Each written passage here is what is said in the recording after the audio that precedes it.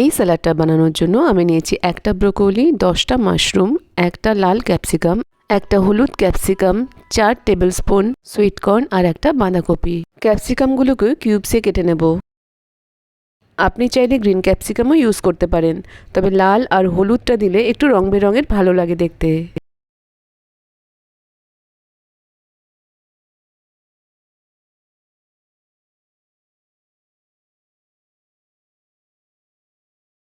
ব্রকোলিটা থেকে আমরা ছোট ছোট 4-5টা ফ্লোরেটস কেটে নেব।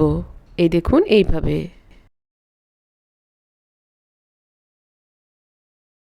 মাশরুমের ওপরের স্কিনটা ছাড়িয়ে নেব এইভাবে। এই দেখুন, একটা পাতলা চাকু দিয়ে মাশরুমের স্কিনটাও ছাড়িয়ে নেব। এতে কি হয়, মাশরুমটা দেখতে খুব সুন্দর সাদা লাগে। মাশরুমটাকে ধুয়ে নিয়েছি, এবার 2 টুকরোতে কেটে দিচ্ছি।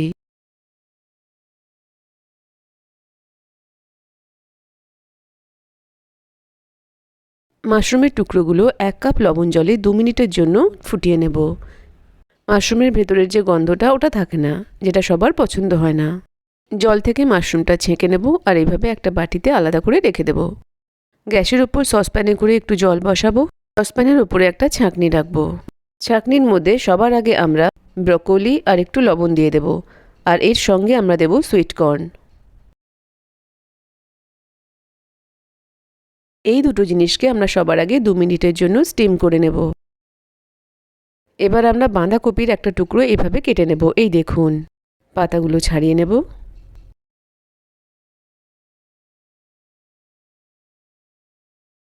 দু মিনিট পরে ঢাকনাটা খুলে ব্রকোলি আর সুইট কর্নকে চামচ দিয়ে একটু নাড়াচাড়া করে দেব। এবার আমরা ক্যাপসিকাম অ্যাড করে দেব। ক্যাপসিকাম কুক হতে অনেক কম সময় লাগে, সেই জন্য আমরা ক্যাপসিকামকে পরে অ্যাড করব। ঢেকে দিয়ে আরও 2 মিনিটের জন্য আমরা স্টিম করে নেব। বাঁধাকপিটাকে আমরা 2 মিনিটের জন্য ফুটন্ত জলে ব্লাঞ্চ করে নেব।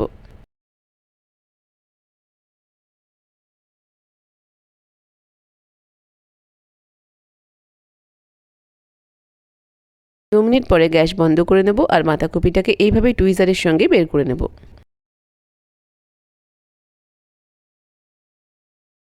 একটা বড় ছাঁকনির মধ্যে রেখে দিলাম, এক্সট্রা জলটা বেরিয়ে যাবে। এইবার আমরা গ্যাস বন্ধ করে নেব। এই ভেজিটেবলসগুলোকে আমি টোটাল 5 মিনিটের জন্য স্টিম করে নিয়েছি। ব্রকোলি আর সুইট কর্নকে 3 মিনিটের জন্য স্টিম করার পরে আমরা ক্যাপসিকাম অ্যাড করেছিলাম, আর ক্যাপসিকাম অ্যাড করার পরে আরও 2 মিনিট স্টিম করে নিয়েছি। এইবার এই ভেজিটেবলসগুলো একটা মিক্সিং বোলে আমরা অ্যাড করে দেব।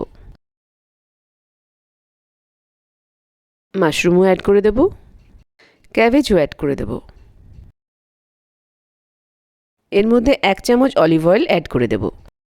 এবার হাফ চামচ ক্রাশড ব্ল্যাক পেপার অ্যাড করে দেব। আমরা ফ্রেশলি ক্রাশড কালো মরিচই অ্যাড করব। বাজারে যে গোলমরিচ পাউডার কিনতে পাওয়া যায় ওটাও অ্যাড করতে পারেন, তবে এটা বেশি ভালো লাগে। এবার সব কিছুকে একসাথে আমরা মিক্স করে দেব। এই স্যালাডের সঙ্গে কোনো স্যালাড ডিপের দরকার হয় না, তবে আপনি চাইলে আপনার ফেভারিট স্যালাড ডিপের সঙ্গে এটিকে সার্ভ করতে পারেন।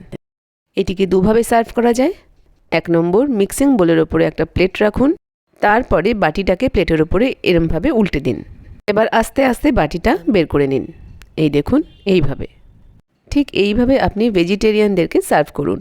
আর যদি আপনি নন ভেজিটেরিয়ান হন, তাহলে ভেটকি মাছ বা যে কোনো মাছের বোনলেস টুকরো করে তাকে রোস্ট করে নিন, অথবা চিকেনের বোনলেস টুকরোকে রোস্ট করে নিন, আলাদা করে রাখুন, আর তারপরে প্লেটের ঠিক মধ্যেখানে জায়গা করে নিন। এই দেখুন এইভাবে। মাছ বা চিকেন যেটাই আপনি রোস্ট করেছেন সেটাকে মধ্যেখানে এইভাবে সার্ভ করে দিন।